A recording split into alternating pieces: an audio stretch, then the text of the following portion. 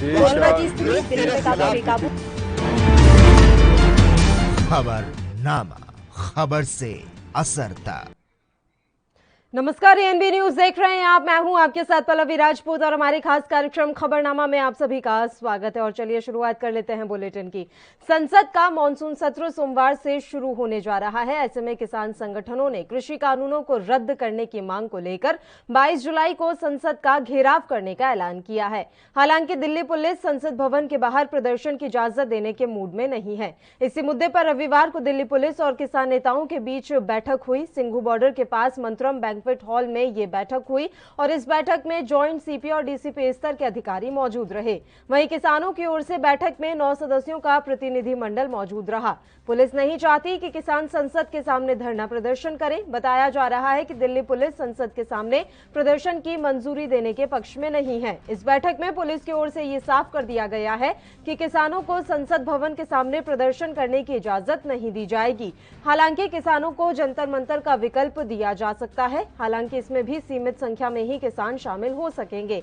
इससे पहले किसानों और दिल्ली पुलिस के बीच 24 जनवरी को बैठक हुई थी। इस बैठक में पुलिस ने गणतंत्र दिवस पर सीमित संख्या में किसानों को ट्रैक्टर मार्च निकालने की अनुमति दी थी। हालांकि इस दौरान पूरी दिल्ली में हिंसा की घटनाएं सामने आई। कई जगहों पर पुलिस और किसानों के बीच हिंसक झड़प भी हुई थी। दिल्ली एनसीआर के 7 मेट्रो स्टेशन को भी अब अलर्ट पर रख दिया गया है ताकि जरूरत पड़ने पर कभी भी मेट्रो स्टेशन बंद करवाए जा सके। दिल्ली मेट्रो पुलिस ने मेट्रो को पत्र लिखकर कहा है कि मानसून सत्र में किसानों ने संसद के घेराव का ऐलान किया है। इसके मद्देनजर जरूरत पड़ने पर इन मेट्रो स्टेशन को बंद किया जा सके। पत्र में जनपथ, लोक कल्याण मार्ग, पटेल चौक, राजीव चौक, केंद्रीय सचिवालय, मंडी हाउस और उद्योग भवन को अलर्ट पर रखने की बात कही गई है।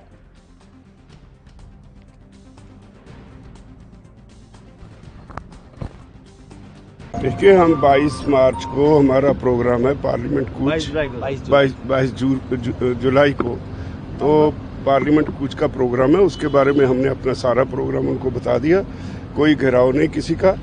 हम यहाँ से 200 का जत्था हमारा जाएगा बसों में और जंतर मंतर में जाके पार्लियामेंट के सामने अपना पार्लियामेंट सेशन अपना चलाएगा। अंदर पार्लियामेंट के लोग चलाएंगे।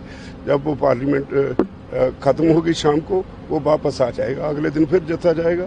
ये सारा हमने उनको बता दिया। कब तक रहेगा? 22 तारीख से ये जब तक पार्लियामेंट सेशन चलेगा। तो संसद घेराव का प्रोग्राम आपने नहीं, घेराव नहीं है। हम पार्लियामेंट की तरफ मार्च करके अपना पार्लियामेंट सेशन बाहर चलाएंगे।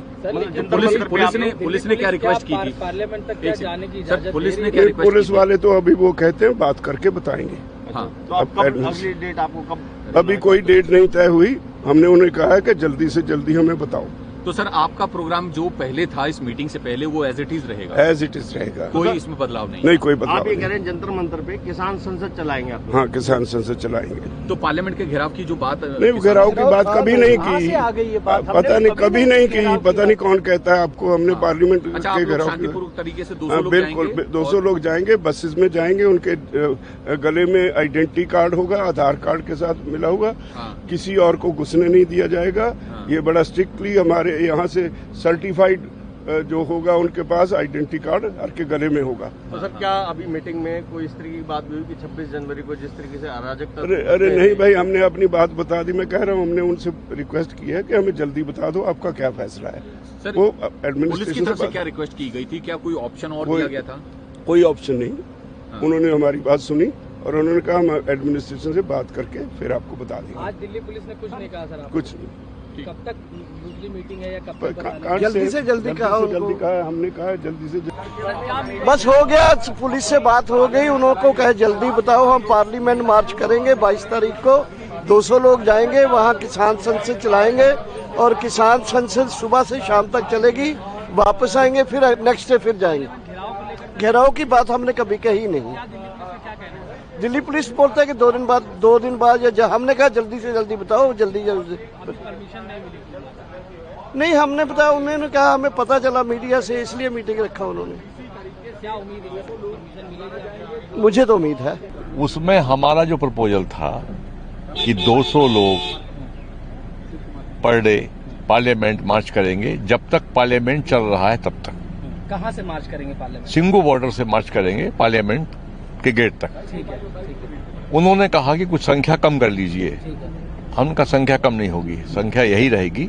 हर संगठन से हम 5-5 व्यक्ति लेंगे, हर व्यक्ति का बैच होगा, उसका रजिस्ट्रेशन होगा। गैदरिंग बड़ी नहीं करना चाहते हैं क्योंकि किसी प्रकार का दिक्कतें आ सकती हैं, जैसे कि पूर्व में हो चुका है, इसीलिए। और वहीं पर हम अपनी पार्लियामेंट लगाएंगे। तो किसान संसद लगेगी अब किसान संसद लगेगी संसद के बाहर। अच्छा, और कुछ दिल्ली पुलिस ने कुछ जगह चेंज करने को कहा है सर प्रोग्राम के लिए? उन्होंने कुछ ऑप्शन दिए हैं, पर हमने कहा कि नहीं, हम तो पार्लियामेंट के बाहर ही जाएंगे और सिंगू बॉर्डर से जाएंगे। परमिशन नहीं मिली तो सर किस तरीके से? परमिशन नहीं मिली तो जबरदस्ती जाएंगे। तो कब तक अब मीटिंग दोबारा कब है दिल्ली पुलिस से? कल शाम को ही हमको जवाब देंगे। यहीं पर मीटिंग है सर दोबारा? अभी मीटिंग का स्थान तय करेंगे।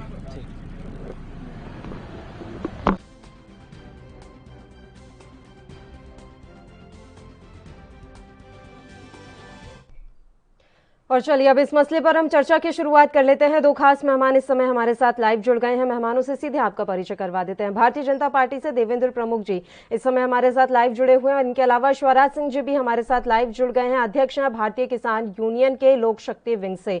दोनों ही मेहमानों का स्वागत है ANB न्यूज पर। शुरुआत शिवराज जी आपके साथ हम करना चाहेंगे। आज दिल्ली पुलिस की तरफ से एक बैठक आयोजित की गई, किसान नेता उस बैठक में पहुंचे, क्या कुछ बातचीत रही, सकारात्मक रही बैठक, या फिर आप की तरफ से कोई और संदेश देना हो कि आप लोग क्या कुछ मांग रखते हैं प्रदर्शन को लेकर? जी धन्यवाद जी आपका। लेकिन मैं ये कहना चाहूंगा अभी पुलिस कमिश्नर जी ने अभी जो पुलिस कमिश्नर उन्होंने परमिशन तो दे दी है, लेकिन शांतिपूर्वक एक तो मीडिया वालों ने इसको पार्लियामेंट का घेराव नहीं है, शांतिपूर्वक इसको सत्याग्रह का नाम दे सकते हैं। 2 से 8 जाएंगे सुबह से शाम तक, जब तक पार्लियामेंट चलेगी, लोकसभा चलेगी। 2 से 8 में उसके बाहर अपना बैठ के इंतजार करते रहेंगे भैया क्या हुआ पार्लियामेंट में। और फिर इसके बाहर बैठे जो हमने चुन के भेजे हैं उन्हीं के सामने तो सत्याग्रह कर रहे हैं। और दूसरी जगह तो कहीं तो दिल्ली पुलिस इस बात के लिए अग्री कर गई है सर? दिल्ली पुलिस ने इस बात की अनुमति दे दी है कि रोजाना 200 किसान संसद के बाहर बैठ सकते हैं? नहीं जी, हमारे अपने द्वारा जो चुने हुए आदमी हैं, हमारी अपने जो चुने हैं, उनके सामने तो हम जाकर के कह रहे हैं।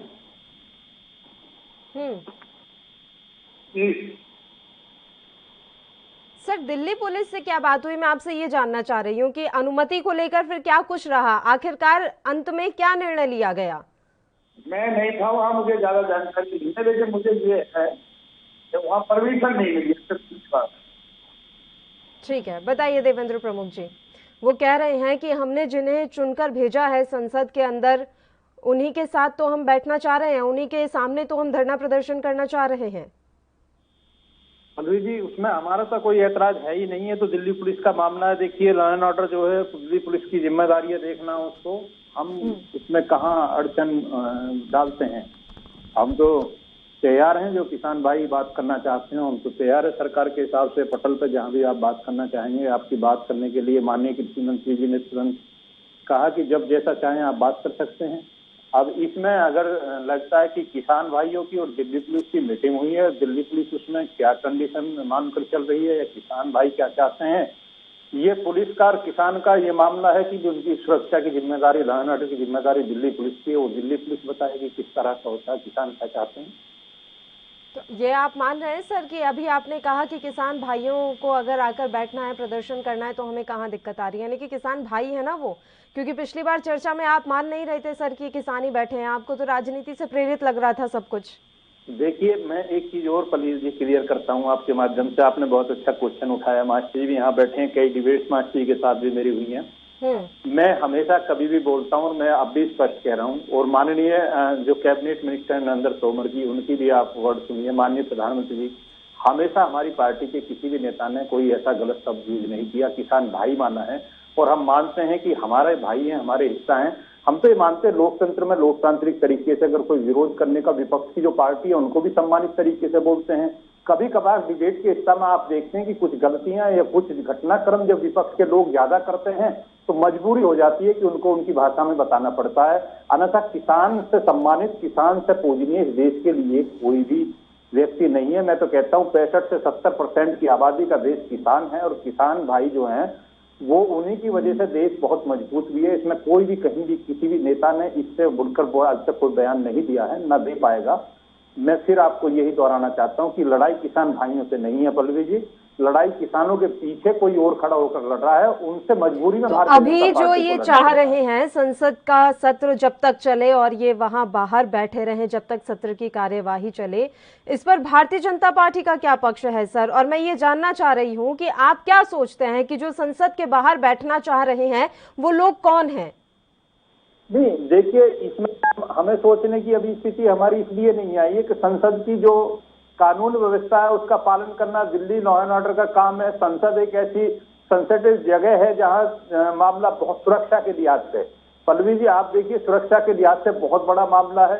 पूरे देश का जितना भी रॉ से लेकर इंटेलिजेंस जितनी भी एजेंसियां, उनकी नंबर 1 पहली जिम्मेदारी बनती है संसद का सुरक्षा घेरे को शानदार तरीके से। और संसद के साथ एक घटना इस तरह की घट चुकी है, लोकतंत्र के हिसाब में आप देख चुके हैं कि उस पर भी सवाल उठते हैं, सरकार भी उसमें, फिर सरकार पर भी सवाल उठेंगे, और वहां का लॉ एंड ऑर्डर प्रशासन दिल्ली सरकार पर सवाल उठेंगे, प्रशासन पर, और वहां दिल्ली पुलिस पर भी सवाल उठेंगे अगर कोई इस तरीके की घटना घटती है कि कहीं लाल किला जैसी घटना ना दोहरा दी जाए। उसमें किसान भाइयों का नाम लेकर कुछ लोगों ने गलत काम किया था, हो सकता है ये पुलिस का अपना मामला हो सकता है, लेकिन सरकार कहीं इस पर आकर फ्रंट पर आकर बात नहीं कर रही, कुछ बोल नहीं रही। सरकार का इसमें कोई मामला ज्यादा भी है नहीं, थोड़ा सा जहां बयान देना पड़ेगा। ठीक है, शिवराज सिंह जी वो बोल रहे हैं कि संसद की सुरक्षा को लेकर कोई कभी जोखिम नहीं उठाना चाहता है। और क्या आपने ये गारंटी दी है या किसान संगठनों ने ये गारंटी दी है कि किसी तरीके से कोई उपद्रव नहीं फैलेगा या सुरक्षा को लेकर कोई भी संकट नहीं पैदा होगा? पल्लवी जी पहले तो मात्र 2 से किसान जा रहे हैं वहाँ पर जी, कोई हथियारबंद किसान नहीं जा रहे हैं, कोई आतंकवादी नहीं जा रहे हैं। मैं वो नहीं कह रही हूँ सर, मेरा सवाल आप लोगों के ऊपर बिल्कुल भी नहीं था। मैं उपद्रवियों के बारे में बात कर रही हूँ जो इस मौके की तलाश में हमेशा बैठे रहते हैं। मैं वही सवाल आपको बता रहा हूँ जी। जो भी 2 से आदमी जाएंगे उनके नाम नंबर लिखे जाएंगे, और ऐसे नहीं है कि उनका नाम ना लिखा जाए। कोई अनभिज्ञ आदमी है जो नाम से, पते से, पूरे एड्रेस से जाएंगे, तो उनमें क्या दिक्कत है ये बताओ मुझे। नहीं, सरकार को तो कोई दिक्कत है ही नहीं, सरकार की तरफ से तो कोई रिएक्शन ही नहीं आया। ये तो दिल्ली पुलिस कर रही है जो कर रही है, दिल्ली पुलिस का काम है कानून व्यवस्था बना के रखना। दिक्कत नहीं है तो परमिशन दे दें, अपना छुट्टी करें, फिर उसमें क्या प्रॉब्लम है? सरकार को कोई दिक्कत, कानून व्यवस्था दिल्ली पुलिस देख रही है ना सर, कोई दिक्कत नहीं। मैं ऐसे कह रही हूँ कि कानून व्यवस्था दिल्ली पुलिस देख रही है, और जो 26 जनवरी को हुआ उसके बाद दिल्ली पुलिस नहीं चाहती कि कानून व्यवस्था खराब हो। ये दिल्ली पुलिस सरकार से अलग है। ऐसा देवेंद्र प्रमुख जी कह रहे थे कि इसमें सरकार का क्या लेना देना है, दिल्ली पुलिस अपने हिसाब से कानून व्यवस्था बना रही है। जो दिल्ली पुलिस कमिश्नर हैं वो अमेरिका से तनख्वाह पाते हैं या कहीं इंग्लैंड से तनख्वाह पाते हैं या रशिया से तनख्वाह पाते हैं? क्या दिल्ली पुलिस कमिश्नर सरकार के अंदर नहीं है? कि अगर दिल्ली पुलिस अपने हिसाब से कानून व्यवस्था बनाए रखना चाहती है तो उसमें सरकार का आपको क्या भागीदारी दिख रही है? मैं ये कह रहा हूँ जो दिल्ली पुलिस कमिश्नर हैं वो दिल्ली के उपराज्यपाल जो है उनके अंडर आते हैं जी, और उपराज्यपाल सरकार के एक अंग हैं, केंद्र सरकार के एक अंग हैं। ना सरकार कहीं अलग है, ना उपराज्यपाल कहीं अलग है, और ना कमिश्नर अलग है। लेकिन मैं एक बात कहना चाहूंगा, ये सरकार और किसानों के बीच में और किसान नेताओं के और राजनेताओं के बीच में कहीं देश का किसान सगासा ना रह जाए। किसान आज पहला, जब से देश आजाद हुआ है, पहला ऐसा मौका है कि 8 महीने लगातार धरना चला है, और इतनी बड़ी तादाद में दिल्ली के 3 स्थानों पर धरना चला है, जबकि एक स्थान पर जंतर मंतर पर भी धरना चलाते थे तो इतनी भीड़ नहीं होती थी, कभी नहीं हुई आज तक किसी राजनीतिक पार्टी पर नहीं, ना किसी किसान संगठन पर। पहली बार इतनी मजबूत लड़ाई लड़ी गई है, और मुझे ये लग रहा है कि देश के किसान के हाथ कुछ नहीं आएगा, ना किसान घर का रहेगा ना घाट का रहेगा। ये किसान बेचारा, मुझे लगता है इसको कुछ नहीं मिलेगा। अच्छा, ये जो विकल्प दिया गया है सर कि आप जंतर मंतर, जी बताइए। अब भाजपा का सत्ताधारी सरकार का कुछ बिगड़ेगा, और हमारा किसान नेताओं का, जो हम किसान नेता हमारा भी कुछ नहीं बिगड़ेगा। मैं अपने लिए भी कहता हूँ, इसलिए सरकार को और किसान नेताओं को सूझबूझ से इस मामले को सुलझा लेना चाहिए। भले कानून रिपील ना हो, मैं ये कह रहा हूँ मत कानून को वापस लो। कानून में जो बढ़िया अच्छे संशोधन है, जो कमियां हैं, उन संशोधनों को कर दो। C2+50 लगा करके, जो माननीय स्वामीनाथन आयोग की रिपोर्ट है उसको लगा करके MSP को गारंटी कर दो, किसान आयोग का गठन कर दो। राकेश टिकैत कहाँ मान रहे हैं सर? राकेश टिकैत अगुवाई कर रहे हैं। राकेश टिकैत अगुवाई कर रहे हैं किसान आंदोलन की और वो बार बार एक ही बयान देते हैं कि हमें कुछ नहीं चाहिए, बस कृषि कानून रद्द कर दो। राकेश टिकैत हीरो बने हुए हैं किसान आंदोलन के, अब बताइए सुने तो सुने किसकी? नहीं, अब कौन मैं तो अपने आप में भी कह रहा हूँ, हम हीरो बने जीरो बने, लेकिन देश के किसान को क्या मिलेगा जिसमें 8 महीने 600 से ज्यादा हमारे भाई शहीद हो गए और आज पूरी सर्दी चली गई, गर्मी चली गई, बरसात सिर पे आ गई। देश के किसान को क्या मिलेगा, मुझे ये समझ में नहीं आ रहा। ये कभी तो सम्मान निधि को कह देते हैं 6,000 रुपए को, कभी ये कुछ बता देते हैं हम ये दे रहे हैं वो दे रहे हैं। किसान को फसलों की मूल्य तक नहीं मिल पाता। आज मूंग की दाल का जो कंट्रोल रेट है 7300 रुपए है, मार्केट में 4500 से 5000 बिक रही है। और दाल देखो तो 150 रुपया किलो मिल रही है और हमसे मूंग जा रही है 40-50 रुपया किलो। तो किसान बीज का मार्जिन बहुत बड़ा है, आलू कितना मंदा जा रहा है, उपभोक्ता को कितना महंगा मिल रहा है, बीज का मार्जिन बहुत गलत है। तो देश के किसान को क्या मिलेगा, मुझे ये समझ में नहीं आ रही। 8 महीने हो गए, मैं कह रहा हूँ मेरा भी कुछ नहीं बिगड़ेगा, राकेश टिकैत का भी कुछ नहीं बिगड़ेगा, चढ़ूनी का भी कुछ नहीं बिगड़ेगा, किसी का कुछ नहीं बिगड़ेगा, राकेश टिकैत का कुछ नहीं बिगड़ेगा। और ये जो मोदी योगी जी जो बैठे हुए हैं, अमित शाह जी, नरेंद्र तोमर जी, इनका भी कुछ नहीं बिगड़ेगा। सिर्फ बिगड़ेगा तो देश के किसान का बिगड़ेगा, इसको कुछ नहीं मिलेगा। ठीक है प्रमुख साहब, बड़ी बात कह गए यहाँ पर शिवराज जी। वो कह रहे हैं किसी का कुछ नहीं बिगड़ेगा, जो भोले भाले वाकई में किसान है, जो हकीकत में किसान है, नुकसान उन्हीं का होना है। पल्लवी जी बिल्कुल शानदार तरीके से कहा और मैं इस बात के लिए जो है 100% इनके साथ हूँ, मास्टर जी के साथ, क्योंकि मैं इस समय जो है इनकी बात सुनकर भारतीय जनता पार्टी का पक्ष नहीं रख रहा। मैं भी उसी किसान का हिस्सा हूँ जिससे मास्टर जी हैं बहुत गहरी और बड़ी बात कही है कि किसानों के साथ जो है 8 महीने का पर, लेकिन किसान खड़ा कहाँ है, शुरू कहाँ से हुआ, अब तक यही पता नहीं है।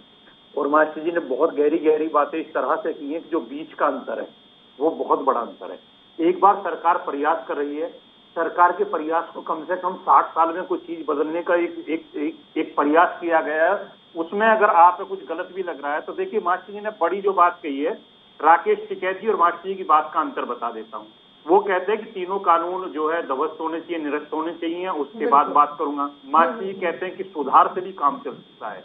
जिस चीज की बात है, आप एमएसपी पर भी बात कर सकते हैं, आप स्वामीनाथन रिपोर्ट पर भी सरकार पर दबाव बना सकते हैं। मैं सरकार का हिस्सा हूं, फिर भी कह रहा हूं, आप लोगों से खुला स्पष्ट कह रहा हूं, जबान से बोल रहा हूं, और ये बात ली दी जाती है कि आप सरकार पर दबाव बना सकते हैं। और ये बहुत बड़ी बात मास्टर जी ने कही कि किसान नेताओं का कहीं से कहीं तक कोई नुकसान नहीं हो रहा। और सरकार के जो नुमाइंदे हैं, सरकार में हम सब हैं, हम सब का मतलब है सरकार का हिस्सा जो भी छोटे से बड़े नेता हैं वो एक बार को झेल जाते हैं इस नुकसान को, लेकिन वास्तव में जो लोग पिसेंगे वो बहुत बड़ी आबादी में कमजोर, गरीब और किसान जो ठगा महसूस करेगा, उसकी समझ में नहीं आएगा कि उसको किसने कहां कहां पर अगलाया।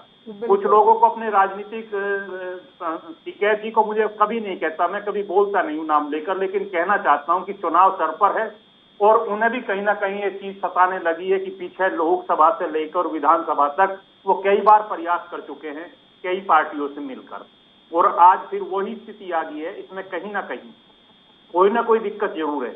अगर किसान भाई बैठकर, और मैं कहता हूं, देखिए कहने की जरूरत है, मैं मास्टर जी का नाम स्पेशली नहीं ले रहा, कोई टारगेट नहीं ले रहा, कह रहा मैं कोई टारगेट करके भी नहीं कह रहा, ना कोई आपस में विरोध हो उस पर कह रहा।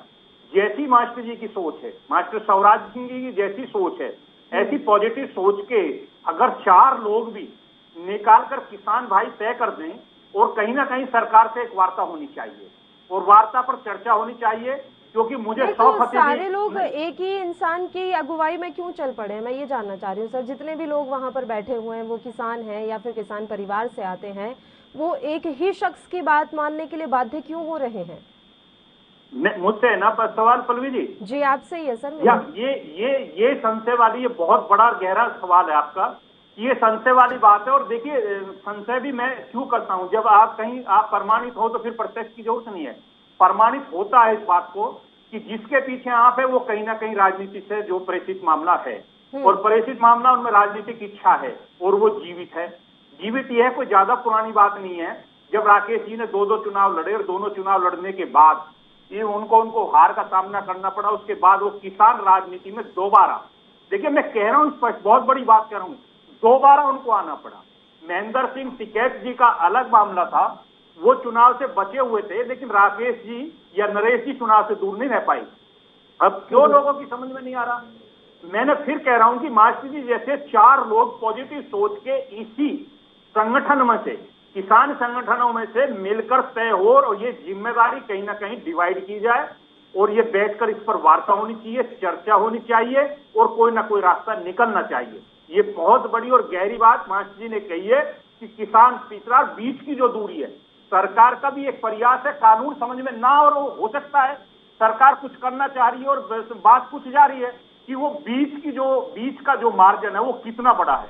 उस मार्जिन पर विचार करना बहुत जरूरी है कि जिस दाल की बात मास्टर जी ने की, जिस मूंग अरहर दाल की बात 50 रुपए तक किसान बेच रहा है किलो की, और 150 रुपए, 150 रुपए किलो, 150, सॉरी मैं 150 कह गया, 150 की बात 150 रुपए किलो का दाल का भाव हमें दुगना अंतर आ गया। पल्लवी जी थोड़ा अंतर नहीं है, तो 2%, 4% ये मार्जिन होता है बिजनेस में, 10% बहुत बड़ा होता है, लेकिन 50 की जब बात आती है तो एक तरफा होता है। तो वास्तव में यहाँ किसान के बारे में सोचने की और मंथन करने की जरूरत है। मैं मास्टर जी की बात से सहमत हूं, लेकिन कहीं ना कहीं किसान संगठन में से एक चीज जरूर निकले वार्ता में कि कहीं ना कहीं वार्ता की जिम्मेदारी किसी को दी जाए। और राकेश टिकैत जी सरकार से भी देखिए अड़ियल रवैया हो गया। एक बात बताइए, अभी संयुक्त किसान मोर्चा ने पत्र लिखा भी था, पत्र भेजा भी गया था कि आप एक बार फिर से बातचीत का दौर शुरू कीजिए। तो अगर उनकी तरफ से एक पहल की गई तो आप लोगों की तरफ से कोई पहल क्यों नहीं की जा रही? या फिर इतना काफी है कि आप कोई प्रेस वार्ता कर रहे हैं और उस दौरान कोई आपसे सवाल कर ले तो आप क्या देंगे, ठीक है हम तो तैयार हैं बातचीत के लिए? आप उनको बताइए तो सही कि बातचीत के लिए आना कब है। अभी मान लीजिए वो ऐसे उठ के चले गए कृषि भवन के सामने, आप तो कह देंगे कि कृषि मंत्री वहां नहीं है, या फिर कोई और आरोप उन पर लग जाएगा कि देखिए ये तो दंगा भड़काने यहाँ पर आए थे।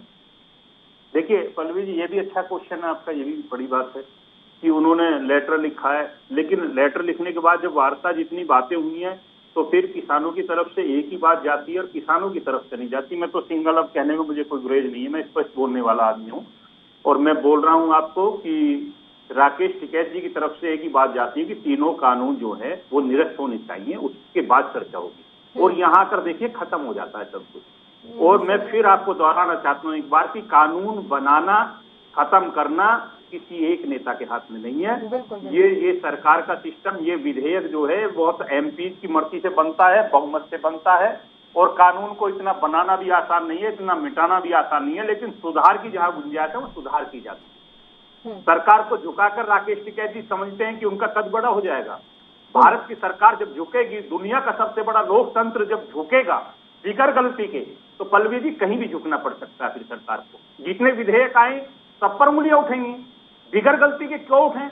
हम गलती आप हमसे बात करिए, हमसे वार्ता कीजिए, हमें गलत साबित कीजिए। आपका 12 दौर में काम नहीं चला, आप 18 दौर तक जाइए, 24 तक जाइए। आप रास्ता बंद क्यों करते हैं? और रास्ता बंद कर आप रगड़ने वाली बात करते हैं कि किसानों के साथ सरकार, मैं मानता हूं 8 महीने से आप इतनी शांति से प्रयास कर रहे हैं कि धरने को चला रहे हैं, लेकिन सरकार का कितना बड़ा दिल है? सरकार कौन सा आपके साथ इस तरीके से आपने जो भी कर दिया, जैसा भी कर दिया, कहीं भी अपनी पावर को दिखाने का काम नहीं करा। यूपी जैसी सरकार जिसने पिछले 60 साल में पहली बार ऐसा कानून व्यवस्था बनाई है कि जिसे पूरी दुनिया तारीफ कर रही है, भारत की नहीं पूरी दुनिया। ऑस्ट्रेलिया के सांसद कहते हैं कि योगी जैसा नेतृत्व हमें मिले, तो कम से कम वो व्यक्ति बैठकर सहन कर रहा है।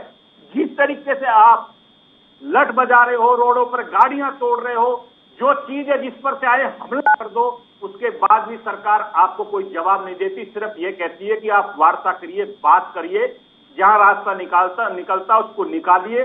और मैं मास्टर जी की बात को फिर दोहराना चाहता हूं कि आप वार्ता में जो है मास्टर जी कोई सुधार हो, 4-6 लोग जो भी हैं, राकेश टिकैत जी से भी एक बार वार्ता होनी चाहिए कि उनके अपने सवाल क्यों हैं, उनके अपने स्पेशली सवाल क्यों हैं।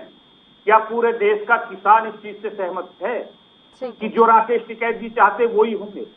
आपके संगठन में भी बड़ी संख्या में आप भी इस चीज को देख चुके हैं कि कुछ लोग इस कानून को देखिए पूरी तरह से नहीं मान रहे, मैं नहीं मान सकता, लेकिन बहुत ज्यादा इसमें पॉइंट अपने फेवर के भी बोल रहे हैं और स्पष्ट बोल रहे हैं और धरने से अलग हुए हैं। बिल्कुल, स्वराज जी का रुख कर लेते हैं। स्वराज जी, मैं एक सवाल आपसे यहाँ पूछना चाहती हूँ कि क्या ऐसा मान लिया जाए कि कुछ एक ऐसे किसान नेता हैं जिनकी वजह से ये मसला सुलझ ही नहीं पा रहा है, खाली उलझे जा रहा है?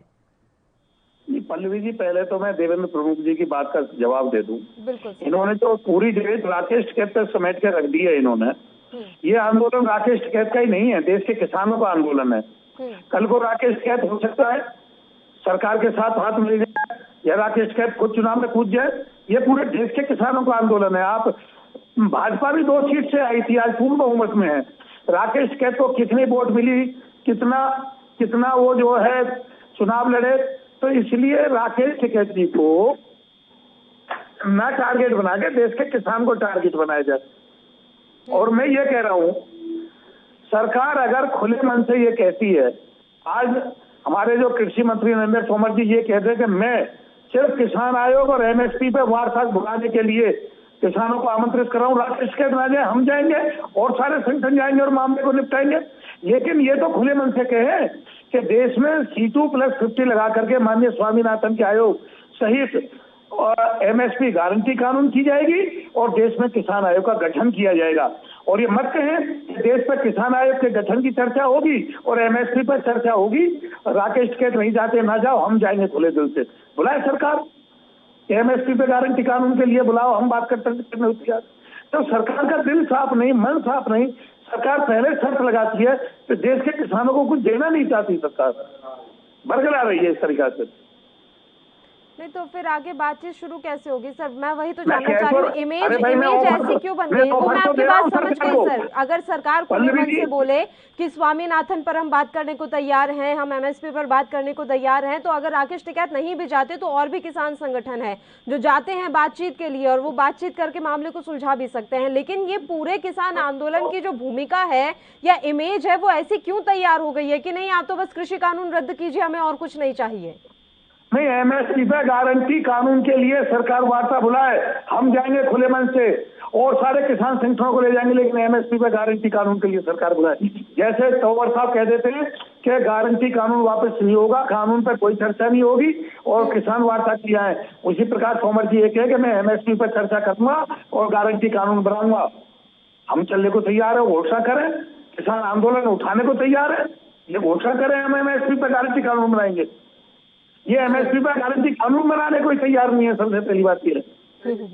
एक शब्द बोलने को तैयार नहीं है, एमएसपी पर वार्ता करने को तैयार नहीं है। छोड़ो 3 कानूनों को, कहाँ पड़े हैं वो 3 कानून? एमएसपी पर वार्ता करना ना, हम जाएंगे सारे किसान संगठन। इसमें एक राकेश टिकैत का आंदोलन, ये 250 किसान संगठन है इसमें। बिल्कुल, सरकार भी गलती मान के बैठी हुई है कि सब कुछ राकेश टिकैत ही कर रहे हैं, तो राकेश टिकैत की बात पर ध्यान जा रहा है प्रमुख साहब, बाकी किसी किसान संगठन या किसान नेता की बातों पर ध्यान नहीं जा रहा है आपका, जो अलग अलग मांगे रख रहे हैं। तो उनको ही बुला लीजिए बातचीत के लिए, कुछ ना कुछ तो समाधान निकलेगा ही। खैशवरा जी, अभी मैं आपका धन्यवाद अदा करना चाहूंगी तमाम चर्चा करने के लिए, आप हमारे साथ जुड़े। तो आपको बता दें कि आज दिल्ली पुलिस की तरफ से किसान संगठनों के साथ बातचीत की गई है और उन्हें समझाने की कोशिश की गई है कि वो संसद के आगे प्रदर्शन ना करें। हालांकि अभी तस्वीर कुछ साफ नहीं हो पाई है, देखते रहेंगे किस तरीके से दोनों पक्षों के बीच बात बनती है। अगले मुद्दे का हम रुख कर लेते हैं। मानसून सत्र से पहले केंद्र की मोदी सरकार ने सर्वदलीय मीटिंग बुलाई। केंद्रीय संसदीय मामलों के मंत्री प्रहलाद जोशी ने यह बैठक बुलाई थी। इसमें प्रधानमंत्री नरेंद्र मोदी भी शामिल हुए थे। इसके साथ ही रक्षा मंत्री राजनाथ सिंह, वाणिज्य एवं उद्योग मंत्री पीयूष गोयल, लोकसभा में कांग्रेस के नेता अधीर रंजन चौधरी, टीएमसी सांसद डेरेक ओब्रायन, द्रमुक के तिरुचि शिवा मानसून सत्र शुरू होने से एक दिन पहले सर्वदलीय बैठक में शामिल हुए। इस तरह की बैठकें संसद के प्रत्येक सत्र से पहले इसकी सुचारू कार्यवाही सुनिश्चित करने के लिए की जाती हैं। संसद का मानसून सत्र कल यानी सोमवार 19 जुलाई से शुरू होने वाला है। देश में घातक कोरोना वायरस बीमारी की दूसरी लहर फैलने के बाद यह पहला सत्र होगा। सत्र के 19 दिनों के कारोबार के साथ 13 अगस्त को समाप्त होने की उम्मीद है। कोरोना की दूसरी लहर के बाद यह संसद का पहला सत्र होने जा रहा है। इस बार मानसून सत्र पहले से ज्यादा हंगामेदार होने की उम्मीद है। इस बार विपक्ष के पास सत्र में उठाने के लिए कई मुद्दे हैं। विपक्षी पार्टियां बीजेपी सरकार को पेट्रोल डीजल के बढ़ते दाम, कोविड कुप्रबंधन और वैक्सीन की किल्लत, विदेश नीति, राफेल डील समेत जैसे कई मुद्दों पर घेरने की तैयारी कर चुकी है।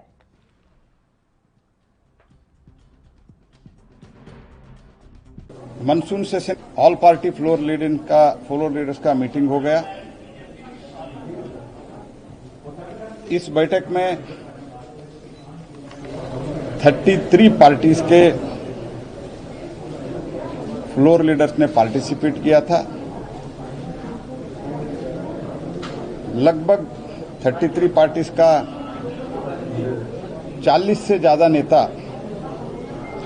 इसमें चर्चा में भाग लिया है और किस विषय पे चर्चा होना चाहिए उसका भी सजेशन उन लोगों ने दिया है। और माननीय प्रधानमंत्री जी अंत में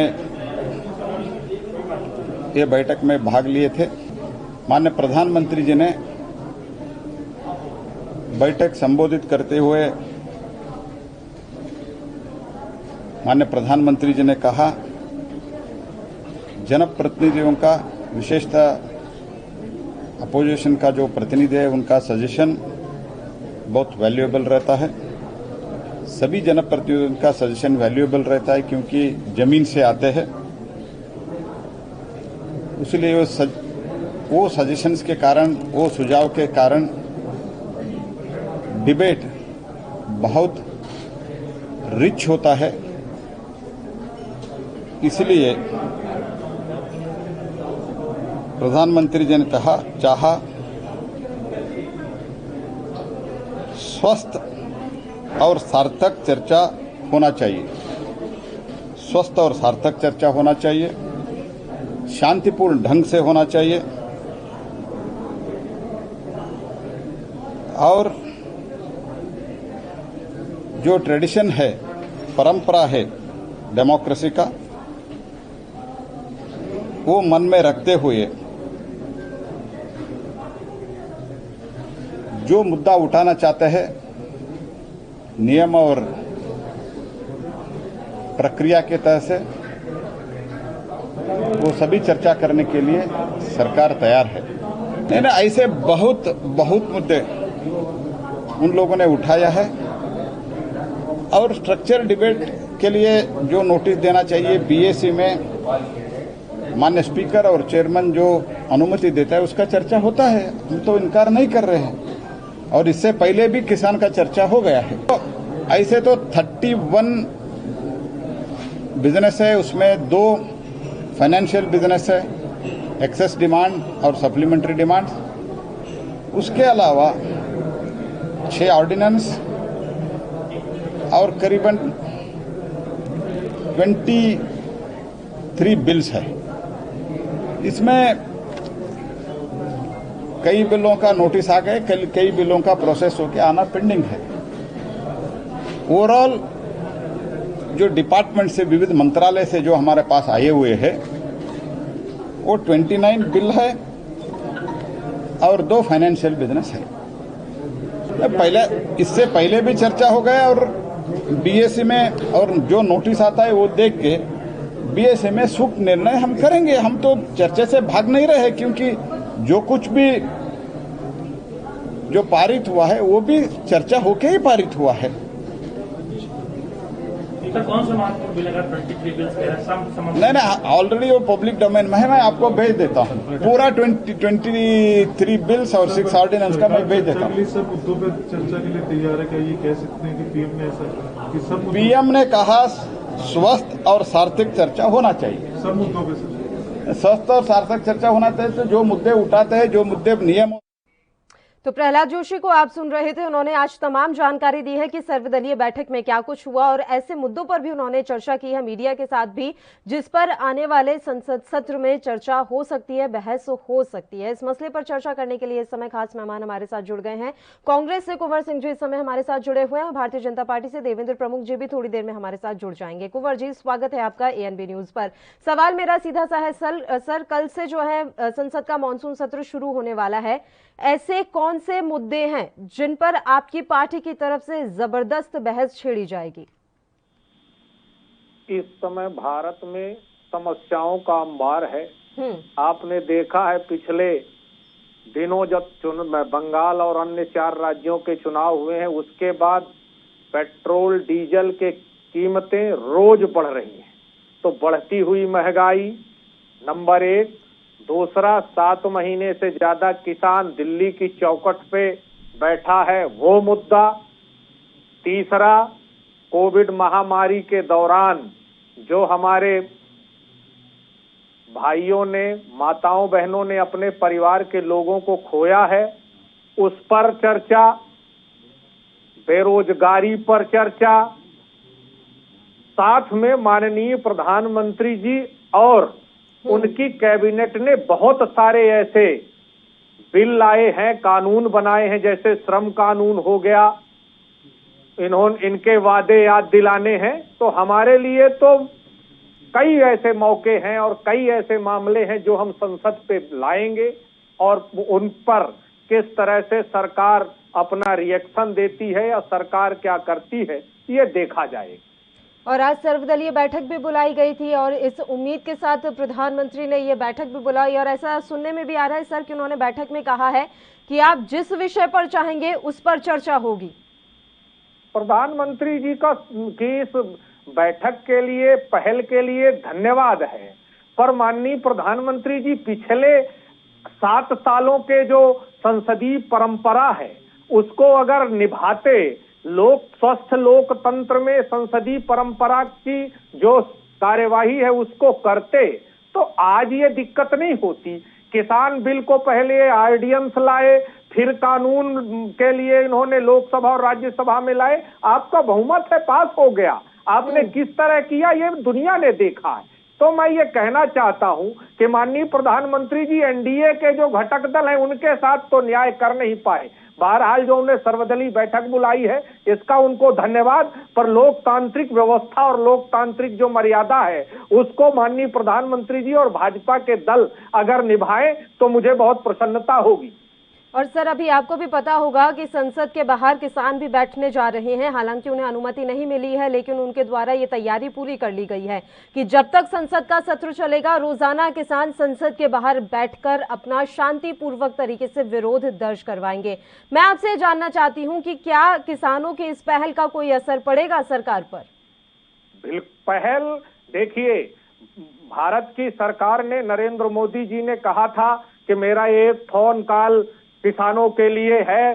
क्यों नहीं आज तक वो 7 महीने में फोन कॉल गया?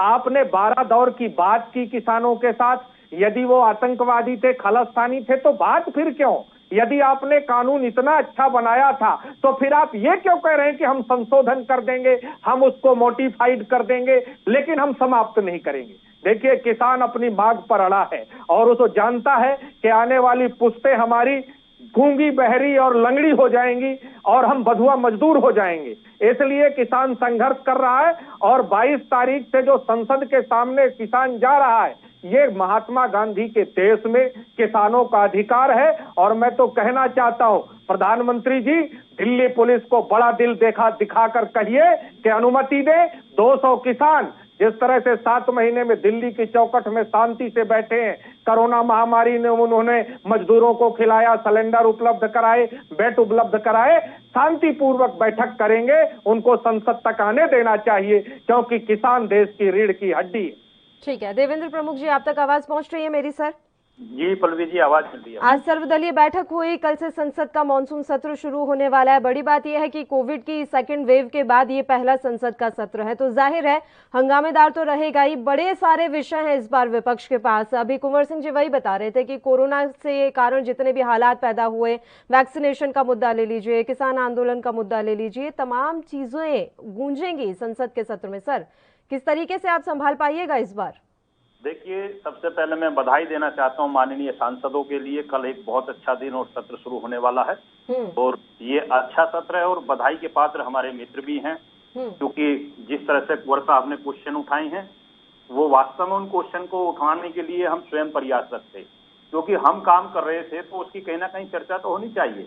कल संसद में इस बात की सार्थक चर्चा होगी और सार्थक चर्चा में आज सबसे बड़ी बात है कि माननीय प्रधानमंत्री जी के नेतृत्व में जिस तरह से हमारे मिनिस्टरों ने या लोकसभा अध्यक्ष जी ने, जिन्होंने मिलकर एक एक मंत्री से बात की है, अलग अलग बात की है, सांसदों से और विपक्ष के जितने भी नेता हैं सबको लगभग 40+ लोग जो हैं इकट्ठे मिले हैं, अपने अपने तरीके से अपनी बात रखे कि संसद के अंदर सार्थक चर्चा हो, शांति से हो और विश्वास के साथ हो। तो ये अच्छी बात है। लोकतंत्र में इस तरीके की पहल जो है वो करनी भी चाहिए और रखनी भी चाहिए। पहली सरकारें करती थी लेकिन लोग उन पर ट्रस्ट नहीं करते। अब की सरकारें जो हैं वो करती भी हैं और लोग ट्रस्ट भी है, जब तो बड़ी संख्या में विपक्ष के लोग आज मिले भी हैं और ये अच्छी बात है लोकतंत्र के लिए। दबाव आप पर पूरा बनाया जाएगा सर, आप ये समझ रहे हैं? कृषि कानूनों को वापस लेने का दबाव आप पर पूरा बनाया जाएगा। अब आप कैसे शांत करवाएंगे? और उससे भी बड़ी बात यह है कि अब और ऐसे कौन से बिल आपकी सरकार लाने वाली है जिसे ध्वनि मत से पारित करवाने का अभी से योजना बना रखी है? पल्लवी जी, ये जो क्वेश्चन आपका है, मैं समझता हूँ ये क्वेश्चन अगर कुंवर साहब की तरफ से आता, विपक्ष की तरफ से आता, तो शायद लगता है कि भाई इसमें जो है कुछ बात दम है, लेकिन आपने पहले ही इस बात का जिक्र कर दिया है। चलिए आप ये समझ लीजिए विपक्ष नहीं उठा पा रहा है इसलिए पत्रकारों ने उठा दिया। सर बताइए। याद दिला दिया आपने कुंवर साहब को, क्योंकि वो शायद इनके दिमाग में होता था पहले ही बोल देते इस बात को कि इस तरीके से भी होगा। लेकिन मैं आपको आश्वस्त करना चाहता हूँ कि भारत का लोकतंत्र दुनिया का सबसे शानदार लोकतंत्र है और जितने कानून आए हैं, विधेयक और माननीय संसद सत्र के अनुसार जैसे पास होने चाहिए थे, सब विधि अनुसार हुए हैं। और किसान बिल पर बेकार की क्वेश्चन उठाना अलग बात है, लेकिन आपने देखा है कि दोनों सदनों में जिस तरह से पास हुए हैं उसमें पूर्ण बहुमत की सरकार के अनुसार, वहां जो राज्यसभा में पूर्ण बहुमत न होने की वजह से भी सरकार को समर्थन मिला था। तो कहीं ना कहीं मैं इसी दोहराना चाहूंगा कि किसानों के प्रति जिस तरह से ये बात उठती है बार बार या बरगलाने का काम किया जाता है, ऐसा कुछ नहीं है। किसान बिल भी जो है वो लोकतांत्रिक तरीके से आया है, शानदार तरीके से आया, चर्चा भी हुई थी, सारी बातें भी हुई थी और यहाँ तक भी बात रही थी कि हमारी पार्टी के जितने नेता हैं अपने अपने क्षेत्रों में जाकर उन्होंने ये प्रयास भी किया था। लेकिन बदकिस्मती ये रही, देखिए मैं एक शब्द ऐसा बोल रहा हूँ जो देहाती भाषा में अच्छे से समझते हैं, हमारे ज्यादातर जो उत्तर भारत के लोग तो सभी समझते हैं कि जो कोविड काल है, जो वैश्विक महामारी है, वो कारण रहा कि हमारी बात जो है जितनी सार्थक, जितनी चर्चा हर व्यक्ति तक जानी थी, वो पहुंचने में समय लगा, वो बीच में रुकी। और जिसका फायदा ऐसे कुछ विपक्ष ने उठाया कि कुछ लोगों को आगे कर जिस तरह से 8 महीने से निर्दोष, कमजोर और बेचारे उन लोगों को जिनको इस बात में दिक्कत है कि वो समझ नहीं पाए अच्छे से, उनका यूज किया गया है। आज ये छटनी हो चुकी है, क्लियर होगा, तस्वीर साफ है कि किसी भी धरने में, प्रदर्शन में किसान लोग भाई जो हैं बहुत 9 की बराबर, कोई अगर किसी को बहका कर या किसी कोई आश्वासन झूठा देकर, आश्वासन देकर बैठा ले तो बात अलग है। लेकिन मैं ये कहना चाहता हूँ पल्लवी जी की 99.9 की बात कर रहा हूँ। खेत खलियान में किसान अपनी सबसे शानदार जो रबी की फसल है वो ही उतनी बराबर गेहूं जिसे बोलते हैं, धान की फसल की तैयारी कर रहा है, लगा रहा है और मेहनत से अपना कार्य कर रहा है।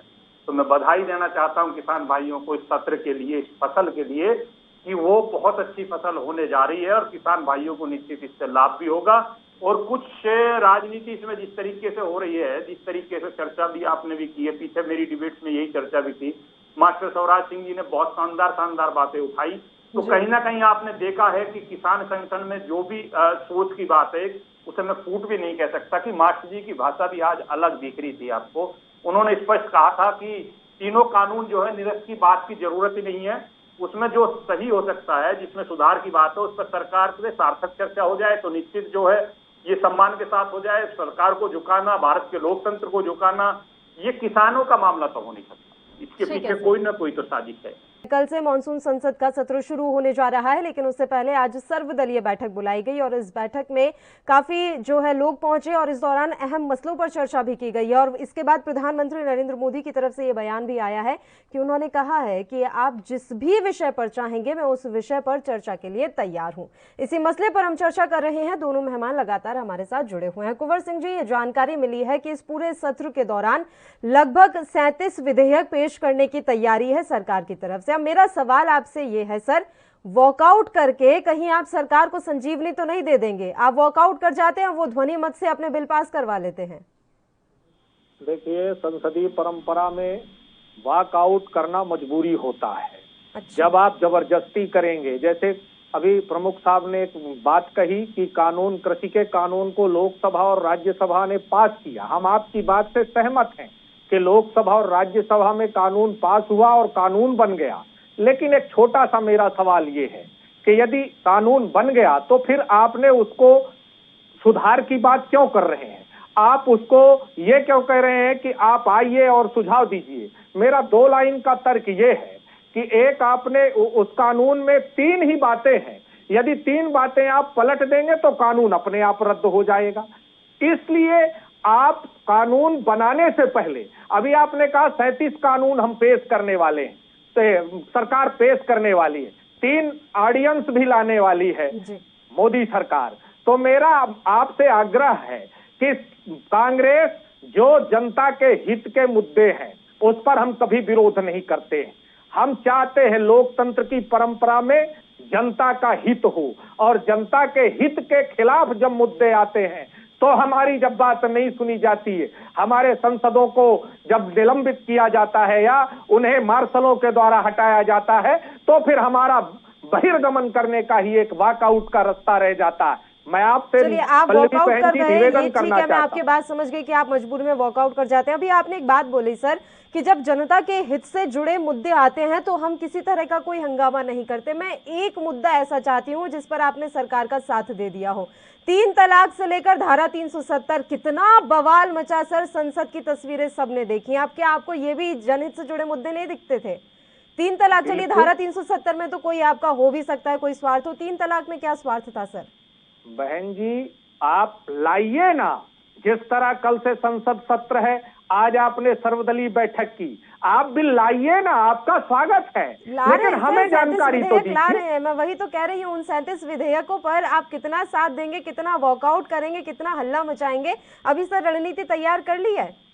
बहन जी सुन तो लीजिए, मैं कहना चाहता हूँ आप समय तो दीजिए। किसान बिल आप ले आए, 2 घंटे पहले आपने हमारे टेबल पर कागजात रखे, तो ऐसा बिल मत लाइए, हमें खबर करिए। जो 24 घंटा पहले हमको दस्तावेज उपलब्ध कराने चाहिए कोई बिल लाने के पहले, वो परंपरा को निभाइए।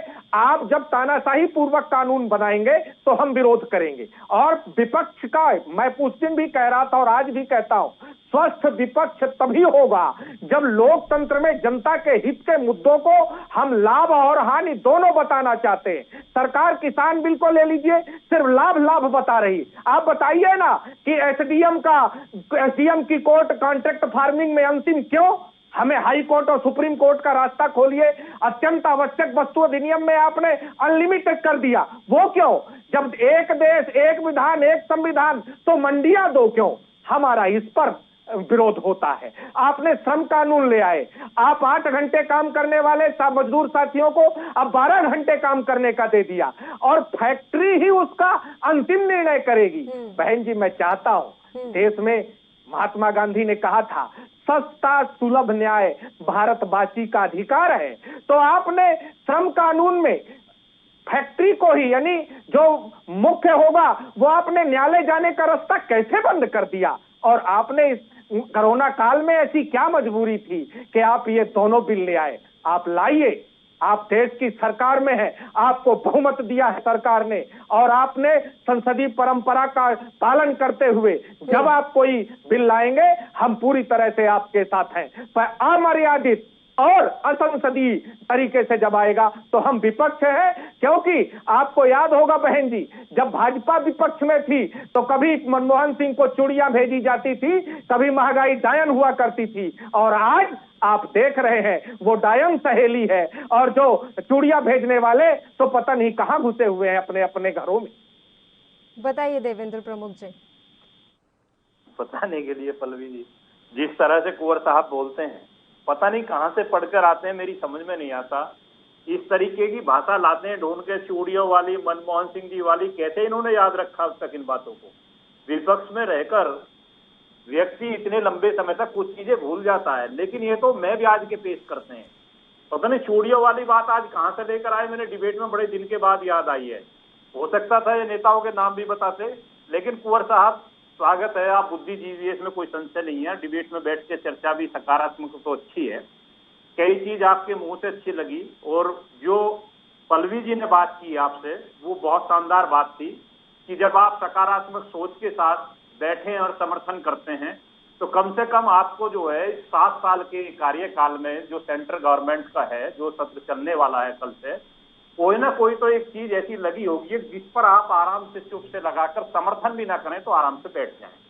जैसे कोई ना कोई चीज जब आदमी ज्यादा मेहनत करता है तो उसे कुछ घंटे के लिए, अभी श्रम कानून की बात कर रहे थे, श्रमिकों के कितने हिस्से हैं, लेकिन आप लोग इतनी मेहनत कर रहे हो थोड़ा सा शांति से बैठकर सोच लें, सार्थक सोच के साथ, कि हमें विपक्ष के माध्यम से कौन सी भूमिका किस तरह से विरोध करना है। चाहे वो कानून कोई सा भी हो, कृषि कानून से लेकर मैं तो 370-35 से राम मंदिर या जितना भी है 3 तलाक वाला कानून, कोई ना कोई तो ऐसा कानून आपको लगा होगा कि जो सार्थक हो, जो लोकतांत्रिक तरीके से हो, जिसमें हमें जो है चुप लगा जाना चाहिए। सरकार का समर्थन करने का तो आपका विशेषाधिकार, वो तो करना भी नहीं चाहिए। मैं तो कहता हूँ लोकतंत्र में आप विपक्ष में बैठे, विपक्ष की भूमिका निभा रहे हैं, स्वागत है।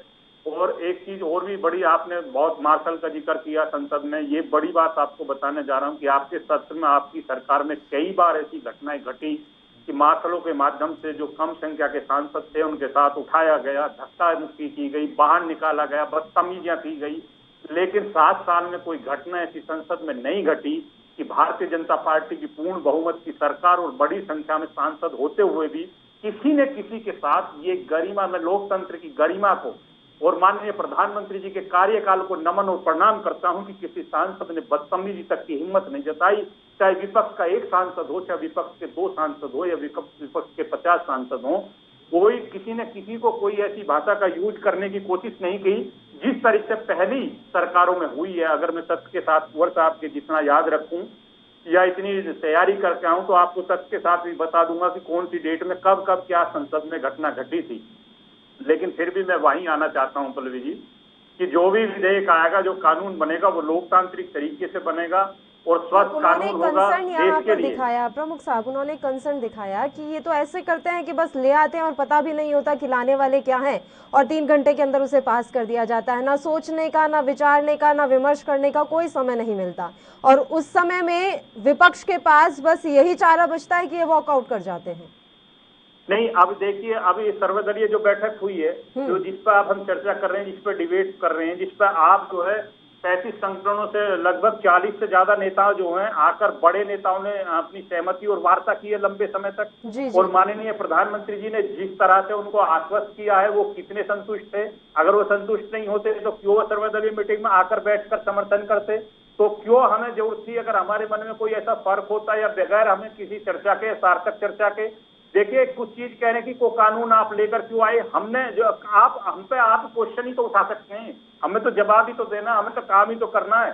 आप कहते हैं कि आप कृषि कानून क्यों लेकर आए, फलाना कानून क्यों लेकर आए। अरे कोविड काल था, 2 साल बहुत कीमती खराब हो गए। कुंवर साहब, आप लोग सवाल करते हैं, किसानों की आमदनी पूछते हो, तेल के रेट पूछते हो, वैश्विक महामारी की बात नहीं करते, दैविक आपदा की आप बात नहीं करते। ये दैहिक नहीं है, दैविक है। ये ईश्वर ने पूरी दुनिया हिला के रख दी है, ईश्वर के यहाँ से आई है, किसी की बनाई हुई नहीं है।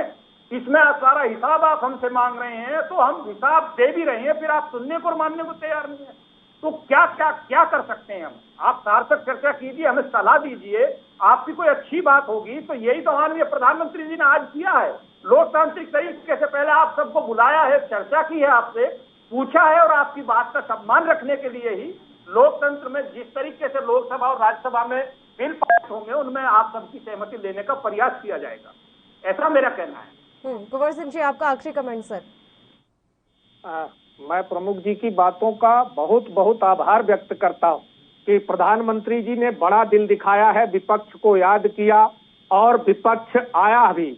और मुझे लगता है कि लगभग प्रत्येक दल के नेता थे। प्रधानमंत्री जी और भारतीय जनता पार्टी की सरकार यदि संसदीय परंपरा में कोई बिल लाएगी, हम उसका समर्थन करेंगे, पर वो जनता के हित में होना चाहिए, पूंजीपति के हित में नहीं। आज अधिकतर अभी तक की सरकार में, जैसे आपने 370 की बात की, मैं आपका स्वागत करता हूं, पर 370 में किसी भी कश्मीरी पंडित को आपने जमीन आरक्षित नहीं की और 2000 हेक्टेयर आपने पूंजीपतियों के लिए जमीन आरक्षित कर दी। आप, हमारे प्रमुख साहब कह रहे थे कि हम विपक्ष में हैं, आप विपक्ष में थे तब भी यही होता था। बोफोर्स जो कांड हुआ था उसमें कितने दिन संसद नहीं चली थी, यह दुनिया ने देखा था। जब आप 2G स्पेक्ट्रम में आपने हंगामा किया, लेकिन 2G स्पेक्ट्रम को सुप्रीम कोर्ट ने उसको बाइज्जत बरी कर दिया। तो मैं पूछना चाहता हूं कि विपक्ष में आप हो या हम, जब जनता के हित के मुद्दे नहीं होंगे तो हम उस पर सवाल भी उठाएंगे। चलिए और सर देखिए, विपक्ष की भूमिका यही होती है कि वो जनता के हित से जुड़े मुद्दों को उठाए और सरकार जहां गलत कर रही है सरकार का ध्यान भी उस ओर आकर्षित करे।